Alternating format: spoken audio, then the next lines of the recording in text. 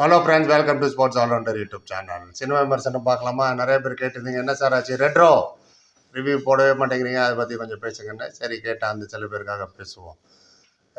ஸ்போர்ட்ஸில் எதுக்கு எதுவுமீங்க? எத்தனையோ படம் வருது, டைட்டிலுக்கும் படத்துக்கும் ஏதாவது சம்மந்தம் இருக்கான்னு அந்த மாதிரி நினச்சிட்டு பாருங்க. அது தமிழ் தலைவாச ரெட்ரோட்டு நம்ம பிளேயரெல்லாம் அந்த மாதிரி சூரிய மாதிரி கெட்ட போட்டு ஃபுட்பாலில் கால் வச்சுட்டு எக்ஸ் தளத்துலலாம் ஃபோட்டோ போட்டிருக்காங்க, பார்த்துருக்கு. ரைட், இந்த படத்தை பற்றி என்ன சொல்கிறேன்? எஸ், மிஸ்டு ஆப்பர்ச்சுனிட்டி தான் சொல்லணும்.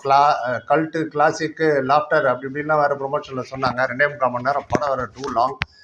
டீச்சர் பார்க்கும்போது ரொம்ப நல்லா இருந்தது. பூஜா ஹெக்டே அந்த குளத்தில் உட்காந்துட்டு சூரியவை பார்க்குற விதமாகட்டும், அதுக்கு சந்தோஷ் நாராயணோட மியூசிக்கு ரொம்ப அருமையாக இருந்தது டீச்சர் பார்க்கப்போ.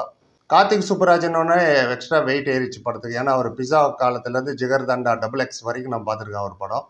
ரஜினி வச்சு அவர் பேட்டா ரொம்ப பிரமாதமாக இருக்கார் அவருக்கு தகுந்த மாதிரி. சரி, சூர்யாவுக்கு வந்து நல்லா தான் காமிச்சிருப்பார் படத்தில் அப்படின்னு ஒரு எதிர்பார்ப்பு இன்னும் ஆல்ரெடி கிளம்பிச்சதுக்கு. சூர்யாவோட பெஸ்ட் ஃபிலிம்னு பார்த்தீங்கன்னா 2 ரீசெண்டாக வந்தது. ஜெய் பீமன், சூர்யா ரிப்போர்ட், ரெண்டுமே டேரக்ட் ஓடிடி, தேட்டருக்கு வரல. தேட்டருக்கு வந்த எதற்கும் துணிந்தவன் ஈடி, ஆமாம், அதுவும் ஃபெயிலியர். கங்குவா அட்டர் ஃப்ளாப் உங்கள் எல்லாருக்கும் தெரியும். எக்ஸ்பெக்டேஷன் ஜாஸ்தியானது கார்த்திக் சுப்பராஜோட ஸ்டோரி டெல்லிங் ஆகட்டும். நான் இந்தியா ஃபுல்லாகவே அவரை வந்து ஹாலிவுட் ரேஞ்சுக்கு கம்பேர் பண்ணாங்க. அந்த அளவுக்கு திங்கிங் உள்ளவர் இந்த பிஸா காலத்தில் இருந்த ஸ்டோரி என்ன. பாரின்ற கரெக்டில் சூர்யா அவங்க அப்பா பிஸ்னஸில் ஹெல்ப் பண்ணுறாரு, ஸ்மக்லிங் பிஸ்னஸில். வளர்ப்பு அப்பா தான் அது.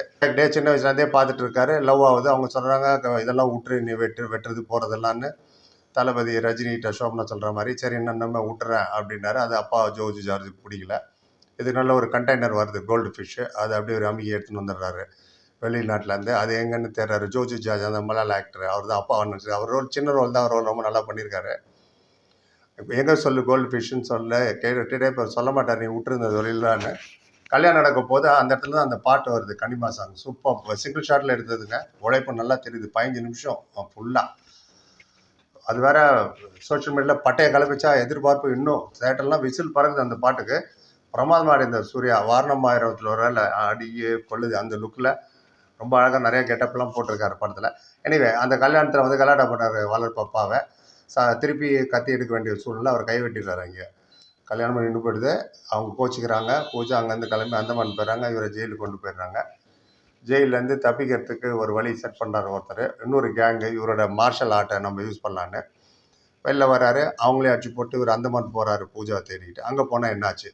இந்த ஃபர்ஸ்ட் ஹாஃப் ரொம்ப பிரமாதமாக இருந்தது. ஸ்டைலிஷு, இன்னும் அந்த டைலாக் டெலிவரி ஆகட்டும், கேரக்டரைசேஷன் ரொம்ப வச்சாங்க. யூனிக் ஸ்டைலாக இருந்தது. Entertaining, story telling, character and அந்த கனிமா சாங்கு, ஃபைட்ஸ் எல்லாமே ரொம்ப நல்லா இருந்தது ஸ்டார்டிங்கில். செகண்ட் ஹாஃப் போகிறாருல அந்தமானுக்கு. அங்கே போனதுக்கப்புறம் தான் படம் அப்படியே டமால்னு படுத்துது. ஆமாம், அங்கே போனோன்னா கங்குவா பார்ட் 2 மாதிரி ஆகிடுது. நாசர், கருணாகரன் இவங்களாம் எதுக்கு வராங்கன்னு தெரில. பிரகாஷ் ராஜ்லாம், அப்புறம் ஜெயராமன் லாப்டர் தெரப்பின்னு அவர் ஒரு தெரப்பி ஒன்று எடுத்துன்னு வர ரசிச்சுட்டே இருக்காரு. ரெட் வர்சஸ் பிளாக்னு ஒரு ஃபைட்டு வேறு நடக்குது. வீட்டில் யார் தோறலாம் தூக்கி மாலைக்கு போட்டுருக்காரு வில்லன். நாசரோட பையன், புதுமுகம், நல்லா நடிச்சிருக்காரு அவர். அதில் வில்லனோட ஜாஸ்தியாக ஜோக்கர் மாதிரி இருக்கார் அவர் பார்க்குறதுக்கு. டெரராக கேங்ஸ்டராக இருந்த சூர்யா காதலி லவருக்காக ஜோக்கராக ஜெயராமோட அசிஸ்டண்ட்டாக லாஃபர் தெரப்பிக்கு வரேன்ட்டுன்னு அங்கே ஜோக்கர் வேலை பார்த்துட்டு இருக்காரு கிராமத்தில். கங்குவா படத்தில் பார்த்து அதே மாதிரி ஆட்கள் தான் எல்லாம் இருக்காங்க. பல வருஷத்துக்கு முன்னாடி சீனா அது மாதிரி காட்டுறாங்க. திடீர்னு நாளை நமது படம் மாதிரி ஒருத்தர் வந்து நான் தான் அப்பான்றாரு. இங்கே உனக்கு வேலை இருக்கும் பாரு, அது இருக்கும் பாரு, இது இருக்கும். ஆமாம், நான் தான் அப்பானான்னு படம் அப்படியே அங்கேயே கவுந்துடுது. படம் திடீர்னு சினிமாத்தனமாக மாறிடுது. நீ தான் அந்த கிராமத்தை காப்பாற்றணும், அந்த அரக்கண்டை. அதான் நாசர், அவரோட பையன், அந்த புதுமுகம். அவர் யாருன்னு தெரில, எந்த படத்தில் பார்த்து எனக்கு தெரிஞ்சால் நீங்கள் சொல்லுங்கள். சும்மா சிரிச்சிட்டு கத்திகிட்டே இருக்கிறாரு அவர். அது அந்த இடத்துல அவர் என்ன பண்ணார், இப்போ மீட் எடுத்தாரா, இதுதான் மிச்ச கதை. அண்டு ஃபஸ்ட்டு ஹாஃப் ஃபுல்லாக சூர்யா சிரிக்கவே மாட்டாரு படத்தில். செகண்ட் ஹாஃப் ஃபுல்லாக கிராமத்தில் அவங்க யாருமே சிரிக்க மாட்டாங்க. அது சரி, அது எதுக்கே நம்மள ஆட விட்டாங்கன்னு தெரில. கடைசி படம் ஃபுல்லாக செகண்ட் ஹாஃபில் ஷோலையில் கபர் சிங் சிரிப்பார். அரே சாம்பா ஒரு சிரிப்பு, எவ்வளோ நேரம் சிரிச்சுன்னே இருப்பார். அது மாதிரி இந்த படத்தில் கடைசி 10 நிமிஷம் சிரிச்சிட்டே இருக்கிறாங்க அவங்க வில்லனை பார்த்து. அப்படியே நான் அது என்னமோ நம்மளை பார்த்து சிரிக்கிற மாதிரி, தேட்டருக்கு ஏன் வந்தேன்னு சிரிக்கிறாங்களான்னு எனக்கு தெரியல. ஒரு இது நான் ரொம்ப ரசித்தேன் நடுவில். அது நடுவில் daddy daddy oh my daddy உன்னை அந்த பாட்டு ஒன்று வருது. சூர்யா அப்படியே குதிச்சு டான்ஸ் ஆடிட்டு கை வெட்டி போட்டார் அவங்க அப்பா. அந்த ஜோஜு ஜார்ஜ் கிட்ட வருவார்ல, அந்த சீன் ரொம்ப நல்லா இருந்தது. மௌன கீதங்கள்னு 45 வருஷம் முன்னாடி வந்து படம், பாக்யராஜ் சரிதானே, அதில் வரும் இந்த பாட்டு. தேட்டரே ரசிச்சாங்க. அந்த சீன் ரொம்ப நல்லா இருந்தது. செகண்ட் ஹாஃபில் மகான்னு ஒரு படம் வந்தது. அதுவும் கார்த்திக் சுப்புராஜ் தான் நினைக்கிறேன். அதில் ஃபாதர் அண்ட் சன் அந்த அதே மாதிரி தான் இருந்தது கதை. செகண்ட் ஹாஃபு கூட லவ் போர்ஷன் ஆட் பண்ணியிருக்காங்க. கிளைமேக்ஸ் பார்த்தீங்கன்னா ஜிகர் தண்டா 2 XXX லாரன்ஸ் நடிச்சு வந்தது இல்லை, அண்ட் எஸ்ஜே சூர்யா, அதே மாதிரி இருக்குது கிளைமேக்ஸு. அண்ட் இவரோட பழைய பட சீன் எல்லாமே எடுத்து அதில் நிறைய பேரை வச்சுட்டாரு பார்ப்போம். ஃபர்ஸ்ட் ஹாஃபில் இருந்த ஒரு எனர்ஜி லெவல் செகண்ட் ஹாஃபில் சுத்தமாக இல்லை. இப்போ ரீசெண்டாக நீங்கள் பார்த்தீங்கன்னா லோகேஷ் கனகராஜ், கார்த்திக் சுப்பராஜ், நெல்சன் இவங்களாம் ட்ரெண்ட் செட்டர். இவங்க படம் நீங்கள் ட்ரெய்லர் டீச்சர் கூட பார்க்கலாம், நேராக போய் தெருவில் போய் உட்காந்துடலாம். பட் அதில் யார் கண்டுபட்டதோ எந்த படம் முக்கிய ஆயிடுச்சு. இன்னும் சூர்யா கதை கேட்கும்போது நல்ல ஆக்டர் தான், பிரமாதமாக ஆக்டர் வேஸ்ட் பண்ணிட்டாங்க. இதில் ரோலக்ஸ் மாதிரி இருப்பாருன்னு பார்த்தோம். ரோலக்ஸ் 5 நிமிஷம் வந்து கலக்கா இருப்பாருங்க விக்ரம் படத்தில். அந்த மாதிரி தான் இருக்குன்னு எதிர்பார்த்தது. கதை படிக்கும்போது ஒரு நல்லா இருந்திருக்கு. பிறகு எக்ஸிபிஷனில் போட்டு விடுறாங்கன்னு இந்த மாதிரி மொக்க கதையெல்லாம் படித்து எப்படி ஒரு ஓகே சொல்லி ப்ரொடியூஸும் பண்ணாருன்னு தெரியல. லாஸ்ட் 10 வருஷமா ஹிட்டே இல்லை. கொடுத்த அந்த 2 ஹிட்டும் ஓடிடியில் வந்து தான், ஜெய் பீமன், சூர்யா ரிப்போர்ட்டர். விக்ரமுங்க அப்படி தான், மகான்னு ஒரு படம் ஓடிடியில் வந்து அது மட்டும் தான் ஹிட் ஆச்சு. வேற எந்த படமும் ஹிட் ஆகல. 2 பேருமே arguably best actors, one of the best actor Tamil இண்டஸ்ட்ரியில், ஏன் ஹோல் இந்தியன் ஃபிலிம் இண்டஸ்ட்ரியிலே சொல்லலாம். வந்து காதலா, ஆக்ஷனா, லவ்வா, ஆக்ஷனா, ஆக்ஷன் கூட ரொமான்ஸும் சொல்லணும். அந்த இடத்துல பயங்கர கன்ஃபியூஸ் ஆகிடுச்சு படம் செகண்ட் ஹாஃபில். 2 பேரலாக சொல்கிறேன்னு குழப்பி விட்டாங்க நம்ம மக்களை. விதவிதமான கெட்டப் ஆக்ஷன்லாம் எக்ஸலண்ட் ஹார்ட் ஒர்க்கிங் நிறைய பண்ணியிருக்காங்க. பட் ப்ராப்ளம் என்னன்னா ஆக்ஷனுக்கான பில்டப் சீன் சரியில்லை.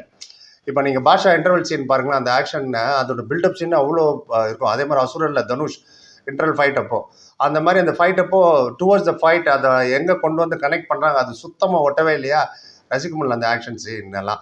200-300 பேர்லாம் போட்டு அடிக்கிறாரு, ஓகே மார்ஷல் ஆர்ட்ஸில். But screen play was very weak. Second half ஃபுல்லாக அந்தமான காட்டுறது, சின்ன தீவு, பிரிட்டிஷ் காலத்து அடக்குமுறை, மிராஸ்தாரை காட்டுறாங்க, குடும்பம், ரப்பர் ஃபேக்ட்ரி, தொழிலாளர்கள், கல்ட்டு, கிளாசிக்கு, ஜோக்கரு, முதல்ல இஷ்டத்துக்கு ஸ்க்ரீன் பிளே தாறுமாறாக ஓடுது. இங்கே எங்கேயும் தலை தான் சுற்றுது. அண்ட் மகாபாரத குறியீடுகள் வேறு நிறையா இருக்குது இதில். கிளாடியேட்டர் ஸ்டைலில் தான் ஃபைட் எடுத்திருக்காங்க எல்லாமே. பட் ஆஸ் ஏ நம்ம முதல்ல சொன்ன மாதிரி தான், அதுக்கேற்ற மாதிரியான பில்டப் சீன்ஸ் இல்லை. ஏகப்பட்ட கேரக்டர்னாலும் சொன்ன மாதிரி தான், நாசர், பிரகாஷ் ராஜ் இவங்களும் என்ன வேலை, சிங்கம்புலி, கருணாகரன், ஜெயராம், சிரிக்கிறன்ட்டு ஒரு வர பொன்னியின் செல்வன் பிரமாதமான கேரக்டர் பண்ணியிருந்தார். இதில் பார்க்கும்போது வெறுப்பாக வருது. Suriya, we need better performance okay, but better story உங்களுக்கு எடுக்கிறதுக்கு சரியான டீம் ஒன்று செட் பண்ணுங்க. டேலண்ட் இஸ் கெட்டிங் வேஸ்டட் எல்லாமே. நீங்கள் ஃபென்டாஸ்டிக் ஆக்ட், நான் சொல்லணும்னு அவசியம் இல்லை. அவங்களுக்கு கொடுத்த படங்கள்லாம் சிங்கம்லாம் இன்னும் மனசில் நிற்குது. சிங்கம், தோர சிங்கம் அந்த படத்தை திருப்பி போட்டு பார்க்கலாம் பாருங்க. எனிவே அப்படி சொல்லிட்டேன். நீங்கள் பார்த்தீங்களா இல்லையா என்னன்னு உங்கள் கருத்து சொல்லுங்கள். நன்றி. Like, comment, share, subscribe. Thank you so much.